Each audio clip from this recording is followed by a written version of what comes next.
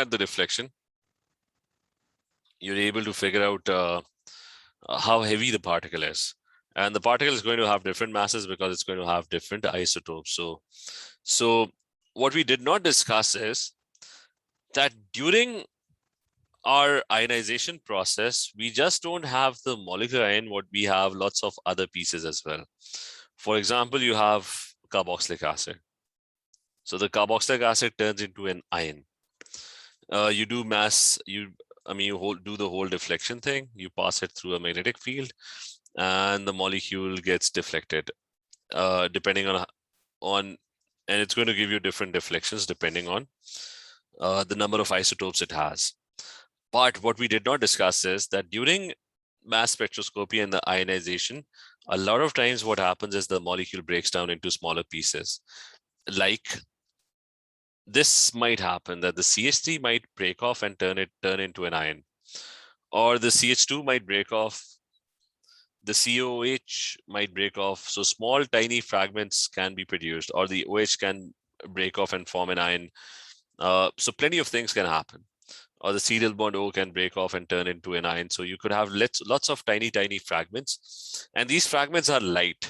So if they are light, they're going to have a much greater deflection. So you've got heavy particles, and then you're going to have these very, very light particles.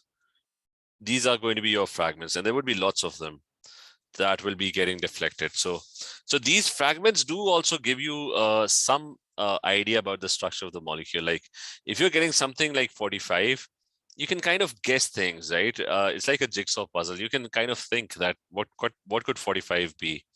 So one thing that would come to mind is a carboxylic acid group. That would be 45. Similarly, there might be 17. So you can guess that it must be an oxygen with a hydrogen. So you can get an idea about the structure of the bigger molecule by looking at the smaller pieces. Is that clear? Yes, sir. I mean, like if you have a car and you break it into smaller pieces, you'll get an idea that it has 4 tires and it has 1 steering wheel. You don't know how it's put together, but you do know that it's got these tiny pieces, right? So remember, fragments are also very important. So in the question that we were doing, I think they had talked about, no idea where the question is, just a second. So the question,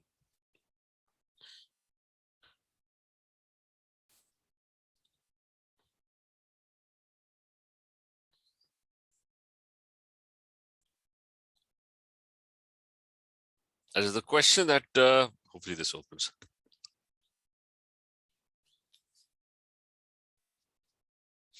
I think it was a question right at the end.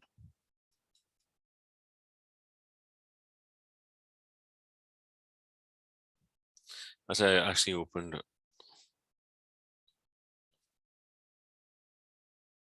Where did the paper go? Just a second.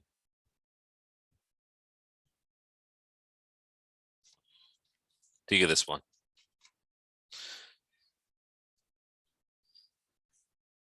So the question we were up to was this one.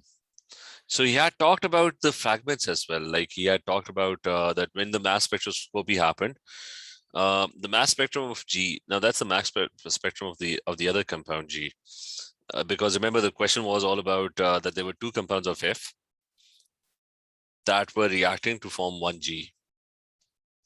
And we had analyzed F, we had figured out that it had 7 carbon atoms, and the mass spectrum of G is, so G has a molecular ion peak at 212 and a major peaks at 91. And so these are fragments. Like that's the molecular ion, that's the big peak. That must be the whole molecule intact. And then you have these small fragments. So you know that that whatever G is, we don't know what G is, but it's got these fragments. One of them is 91 and the other one is 105. So that's so that gives you some idea about the structure. Right now we don't have any idea actually. The next one is both F and G contain oxygen and are neutral compounds which are insoluble in water, so that's fine. Insoluble in water means no OH present, no hydrogen bonding going on. I mean that's an evidence of that. Because if there is OH, it will be soluble in water. Organic compounds that have OH hydroxides, they can form hydrogen bonds. Now the HNMR. So I'll give you a brief overview of what HNMR is all about. And benzoic acid, this is produced. Forget that. So I'll just give you a very brief idea of what HNMR is. So HNMR is this thing. That's completely different from mass spectroscopy. Now, in HNMR, what happens is, this is something that's completely different. So just a quick revision of what HNMR is. So we did mass spectroscopy. This is something totally separate, but it's an analytical technique. What happens in HNMR is that every elementary particles like these nucleons, they've got a magnetic spin. Magnetic spin means they've got a magnetic field.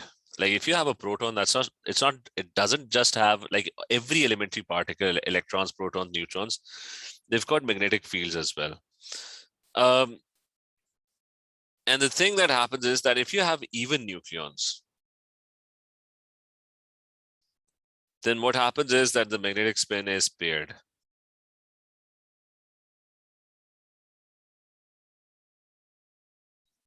A lot of atoms actually have even number of nucleons. So the magnetic spin is paired. What that means is, like if you have helium, helium has 4 nucleons, right? It's got 2 protons, and so this is the nucleus of helium. So the nucleus of helium is, it's got 2 protons and it's got 2 neutrons, right? So what that means is that the magnetic fields are paired. Like if the proton has a north pole on the top pointing upwards, if the other one will have one that's pointing downwards. If one of the neutron is pointing upwards, the other one neutron will have a magnetic field that will be pointing downwards. So what that would result in is net magnetic field would be 0. That also happened because they need to minimize repulsion. So the protons and neutrons can only be together if the spins are paired, if they're opposite. So net magnetic field would be 0. It's going to get cancelled out because if one of the proton is behaving as a north pole, the other one is behaving as a north pole as well, then they're going to repel each other. They're not going to stick together. The same happens with electrons in orbitals. In orbitals, the electrons always have opposite spins as well. Is that clear? I mean, is the first part clear? Yes, sir. Okay, so the idea is every elementary particle has a magnetic field. And to minimize repulsion, the magnetic fields are all paired up. One is north, the other one is south. So they kind of attract each other. One is north, the other one is south. So the net magnetic field on an atom would be 0. But it's not always going to be paired. So in the case of hydrogen, the nucleus just has 1 proton. That's it. So this is the nucleus of hydrogen because it just has 1 proton. So it's going to have a particular magnetic field, which is not going to be paired. If it's not paired, it's not going to get cancelled out. Like there is nothing that's cancelling it. There's only 1 proton and it is going to have a magnetic field. It's going to have a north pole and it's going to have a south pole. And it's not going to get cancelled out. Is this clear as well?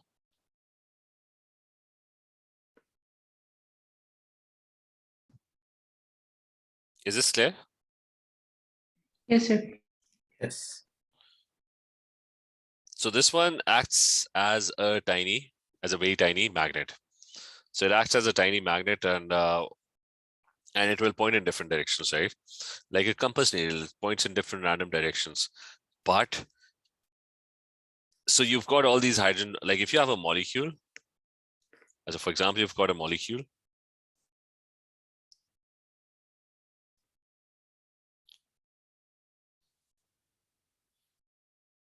So the thing with this molecule is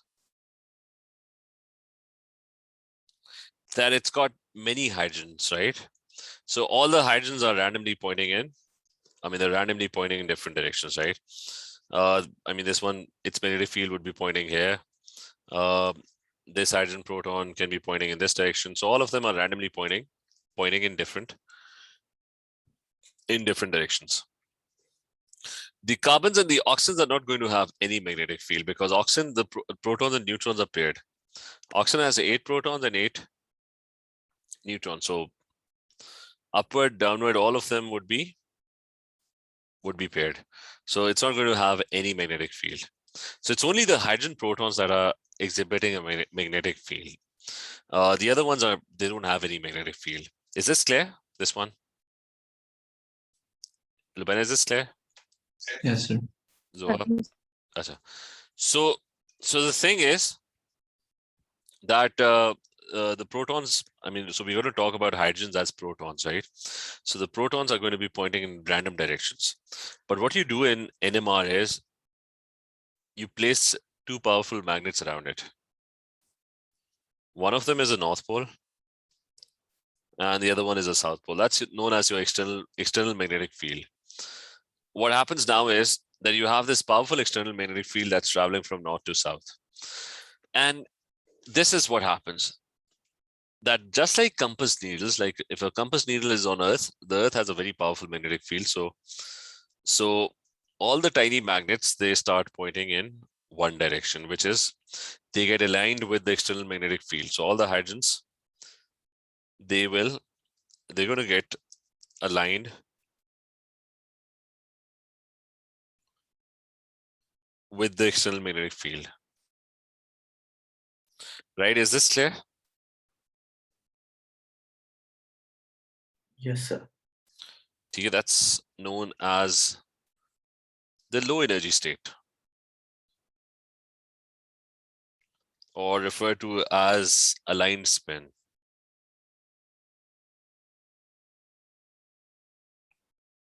Okay, that's referred to as aligned spin. So that's what happens in MRI scanners, that the human being actually enters a very powerful magnet. And so all our protons, they get aligned with the external magnetic field. So what do we do next? What we do next is you have transmitters that transmit radio waves. So radio waves are kind of not very harmful. So it's a very safe technique. So you've got a transmitter that emits these radio waves. And these hydrogen protons, they start to gain energy. They become energetic. So just like a compass needle, what you're doing is you're forcing them to point in the opposite direction. You're making them energetic so that they can, I mean, that is what it takes to point the compass needle in the wrong direction. I mean, energy is needed, right? You would have to pick the compass needle and forcefully point it in the other direction. You have to make it energetic. So that is what the radio waves do. I mean, the hydrogen protons, which are energetic, they start opposing the external magnetic field, and that's known as the high energy state. And they can only do that if they have high energy.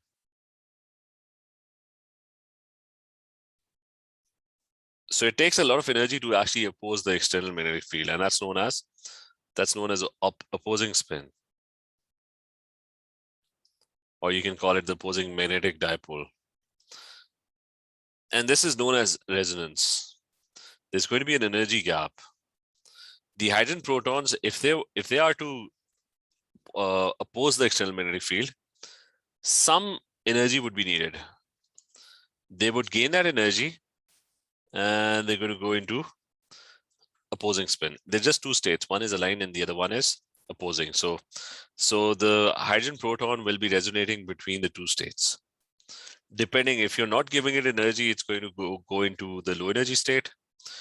All the hydrogen protons are going to get aligned with the external magnetic field.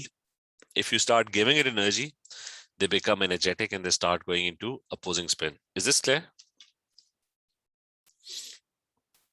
Is this clear to everyone? Yes, sir. Yes, sir. So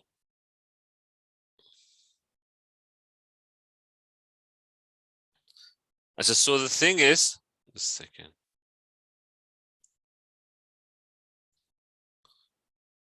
So So the thing is that the hydrogen starts to resonate, okay, if you're giving it radio waves. And the energy that they absorb is always, energy is proportional to frequency. So it's always a very specific frequency that they absorb. Okay, energy is proportional to frequency. So out of the radio spectrum, all the frequencies that you're emitting, the hydrogen protons are very specific. They just they have a very specific energy gap. Remember, elementary particles are very specific about energy. Like if this proton needs a specific amount of energy, it's going to gain that specific amount of energy only.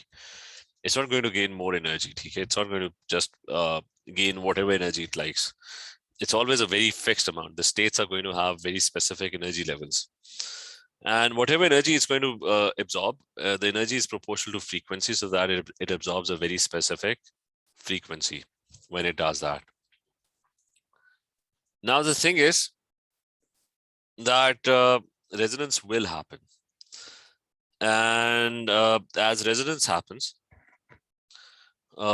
these hydrogen protons and the frequencies that they absorb, that is dependent on a number of factors. Now, one of the factors is the external magnetic field. That's the number one factor.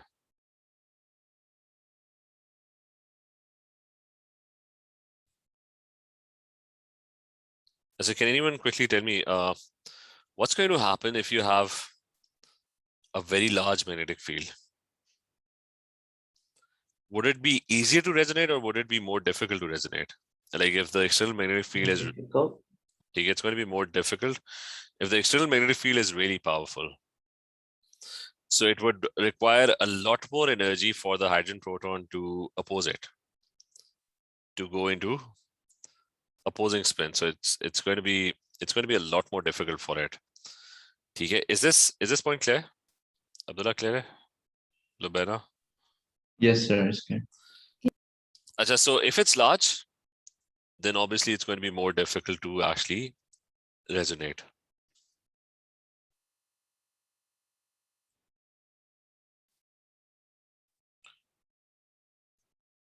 So more difficult to resonate, and you would need a higher frequency. Remember, energy is proportional to frequency. So if the energy gap is more, it requires more energy to resonate. A higher frequency would be absorbed.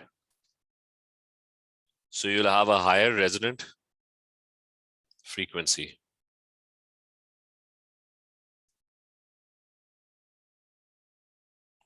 It's going to become a lot more difficult to resonate, and vice versa. But that's not an important point. What's more important is the shielding effect or the chemical environment.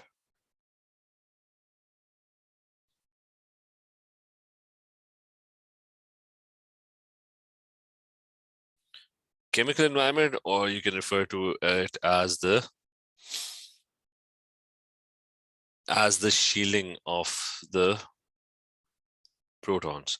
So remember, these protons are not just, I'm going to show you two scenarios. So these protons are not standing in isolation. You've got a proton. Let's say there's one proton and it has absolutely no electrons around it. And it's got this is its magnetic field, and it's present in this external magnetic field, which is a lot stronger. So it's aligned with it, right? So there's this external magnetic field, really powerful, and the proton is present in that external magnetic field. So it's a lot harder for it to actually resonate. But what would happen if you've got a hydrogen proton, right? And that hydrogen proton is surrounded by one electron. There's an electron that's buzzing around. So that means there's negative charge that's all around it, right? Because there's an electron that's buzzing around it, right? Now what's going to happen? What's going to happen now is that the proton is kind of shielded. So if it's present in an external magnetic field, the magnetic field is going to get deflected by the negative charge or by the spin or the magnetic field of the electron. So there's going to be shielding. The proton is not going to be experiencing a lot of magnetic field a lot of it is going to get deflected. So this is what's going to happen. Electron shields the proton.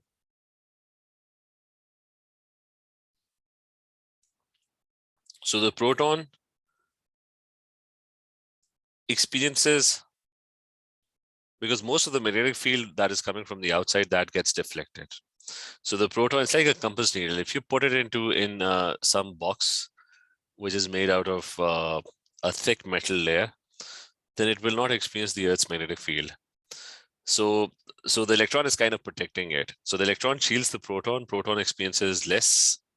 Is this point clear? Aruba, is this clear? Yes, sir. So the proton experiences less magnetic field. And when it experiences less magnetic field, what happens is that it is easier for it to resonate.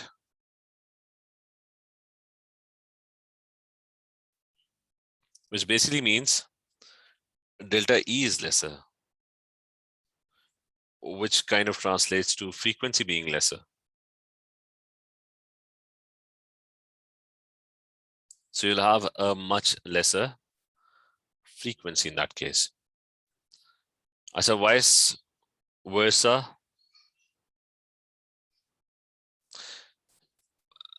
Anything that's present will shield it.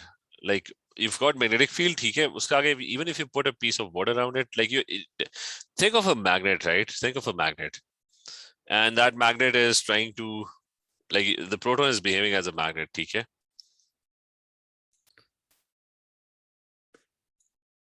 You must have played around with magnet, okay? And the magnet is, let's say, attracting a bunch of nails. So there are nails over here.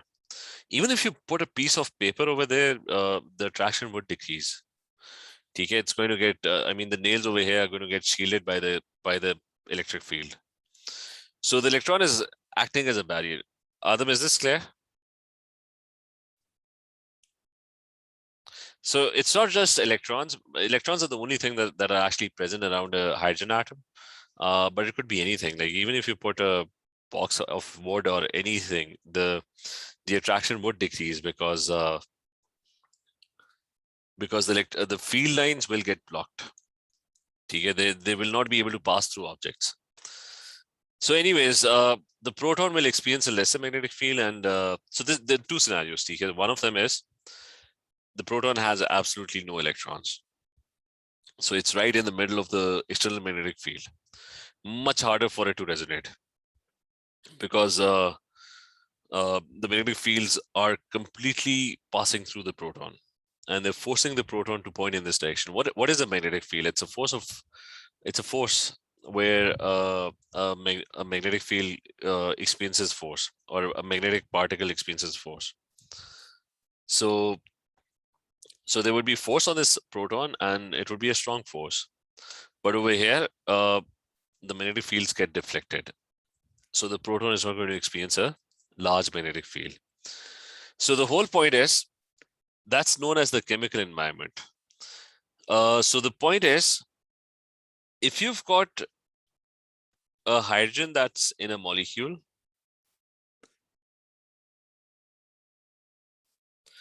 then the amount of electron cover it has, it depends on what it's bonded to. So for example, which of the three electrons are going to be exactly identical? These three hydrogen atoms will have the exact same type of shielding because they're bonded to the same atom. So the electron cover that the proton has would be exactly identical. This hydrogen is bonded to an oxygen. So oxygen is very electronegative. So that means the electron cover around the proton is going to be different. These two hydrogens are going to be different as well because, I mean, these two are very similar, but the hydrogens over here are bonded to a carbon that's next door to acetyl bond O. So the electron cloud that's surrounding the hydrogen would be very slightly different.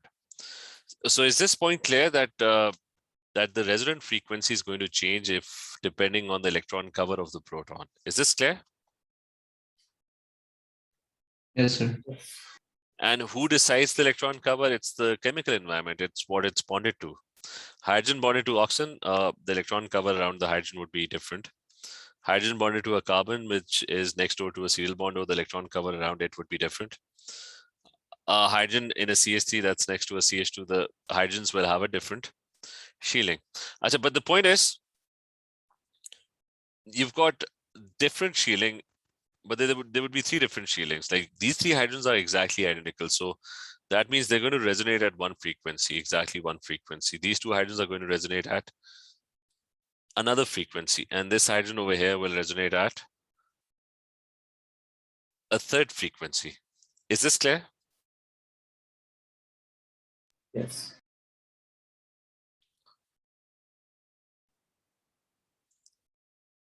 So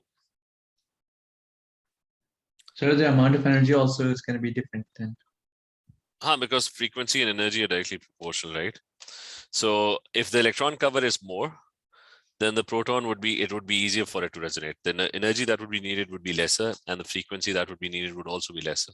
Is that clear? Yeah.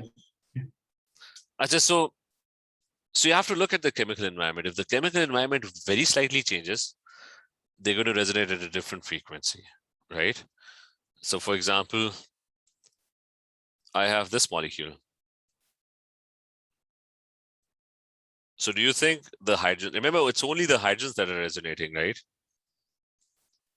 So do you think all the hydrogens have the same chemical environment, or do they have different chemical environments?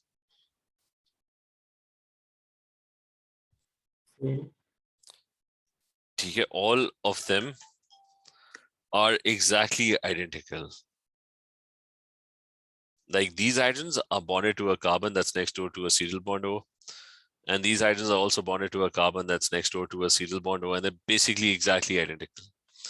So the shielding that they're going to have would be exactly the same. So that means there's only going to be one resonant frequency. That would be, let's call that F1. Is this clear? Yes, sir. इसी तरह you'll have, let's look at this molecule. Remember, the slightest change in the environment or the chemical bonding or the chemical environment, the electron cover of the hydrogen would be different. Okay, the electron cloud around the hydrogen would be slightly different. The frequency will change. So let's look at this molecule.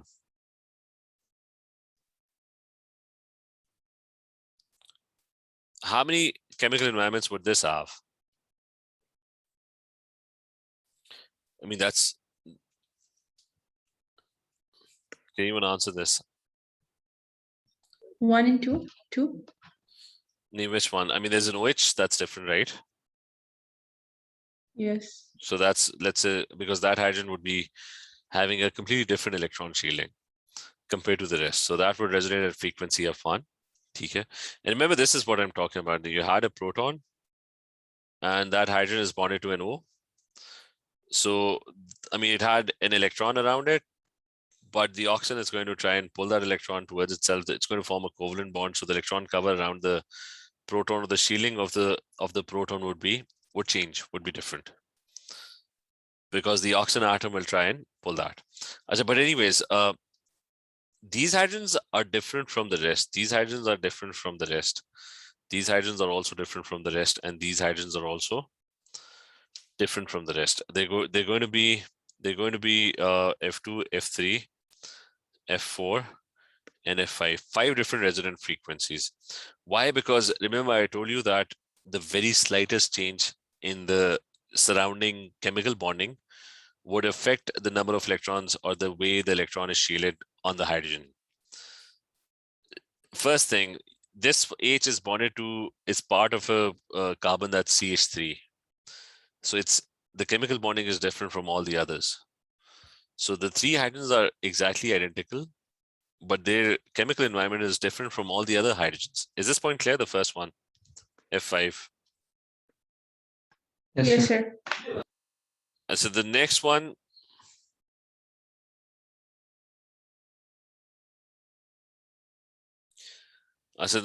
is you've got CH2.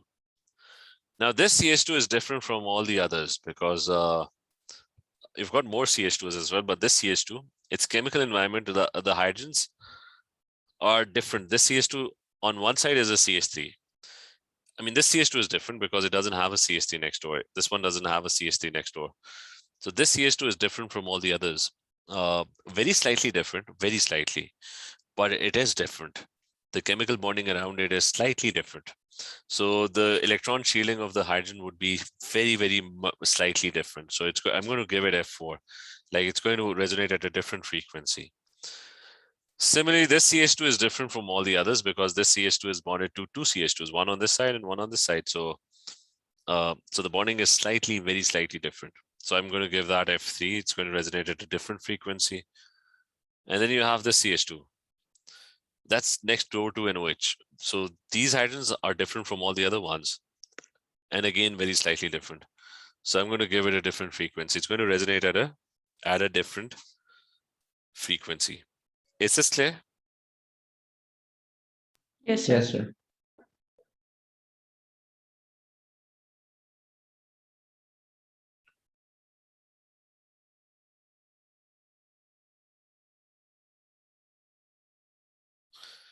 So the thing is that remember, even the slightest change in the chemical bonding would result in a different resonant frequency.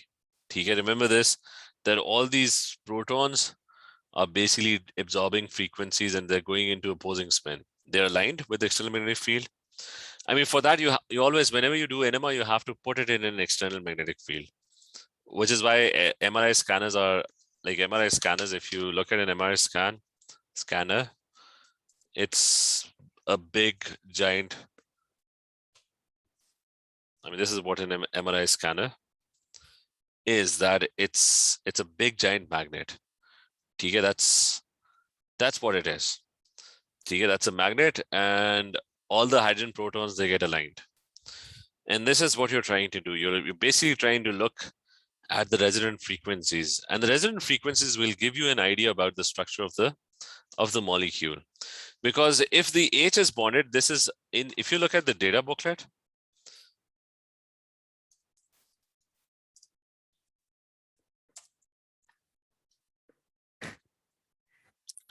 so if you look at the data booklet, what you'll see is like somewhere down there, there's the NMR chart. I think, where did it go? Just a second. No. So there's an HNMR chart, which is this one. So every time, depending on the environment, now it's not an exact science, but depending on the environment, and the frequencies are known as chemical shifts. I'm not going to go into detail right now, but just remember the frequencies that I'm talking about, they're known as chemical shifts. So what happens is, like if there's a CH3 or a CH2 or a CH, then the resonant frequency is around 0.9 to 1.7, part of the alkane chain. So, or part of the carbon chain. If there's a CH3 or a CH2 or a CH that's right next door to a serial bond O, the hydrogens are going to resonate at 2.2 to 3. If there's if there are hydrogen atoms, a bunch of hydrogen atoms right next to an aromatic ring, which is benzene, then it's going to be 2.3 to 3. And if it's right next to an electronegative atom, then it's going to be around 3.2 to 4. So these are not unique, but that kind of gives you an idea about what's next door. For example, in this molecule, you have a CH2 that's right next to an O. So the resonant frequency or the chemical shift in this case would be CH2 right next to O. That would be around 3.2 to 4. So the chemical shift is going to be around 3.2 to 4, somewhere in that range. So by looking at the range, you'll be able to figure out what's the environment around it, right? Is this point clear? Yes, sir. Yeah. So that's one thing. So if I go back to the question, although I haven't completed this, but if we go back to the question, he says The H NMR spectrum of F it has a singlet peak at 10 due to one proton. So there's only one proton, that is one H. So it has an H that is resonating, right? F, he's talking about F. And there's a singlet peak at, I'm going to talk about singlet later on, but at 10. So what's at 10? Focus on that. What's at 10? Where did my, sorry. So what's at 10? Go and have a look. Around 10, what do you have? You've got either a carboxylic acid H or you have an amide H. Okay, so you've got two options. So it's either a carboxylic acid or an amide. I don't think he told us that there was any nitrogen atoms present. So the only option left is that it must have a carboxylic acid. Is this clear? So you got a pretty vital information from this, that it was resonating at 10. So it must have a carboxylic acid group or an H that belongs to carboxylic acid. Is this clear? Yes, sir. Yeah. And then he says that there's a singlet peak at 5.1 due to 2 protons. So that's about G. So 5.1, that would be confusing because 5.1 is not very unique. Like if you look at this, you got lots of things at 5.1. I mean, you can have this at 5.1, but we can ignore the N. There is no N. You can have this at 5.1. You can even have, I mean, both OH groups can be at 5.1, right? What else can be at 5.1? You can have a double bond with a hydrogen atom next to that belongs to an alkene. That could be at 5.1. So you've got plenty of options over here. This is kind of, I mean, you've got 3 options. This one, 5.1, that's possible. An alcohol, a normal alcohol, that's possible. I don't think it's a benzene, but let's say the H atom from an OH, that is also possible. So we'll keep that in mind when we solve this question. So that was about HNMR in this question, TK. So let's continue tomorrow now, TK. We'll try and solve this entire question. We did go through HNMR, not completely, but we did go through most of it, most of the main concepts, TK. So let's continue tomorrow with this question, right? Okay, sir. Okay, everyone take care. Allah Hafiz.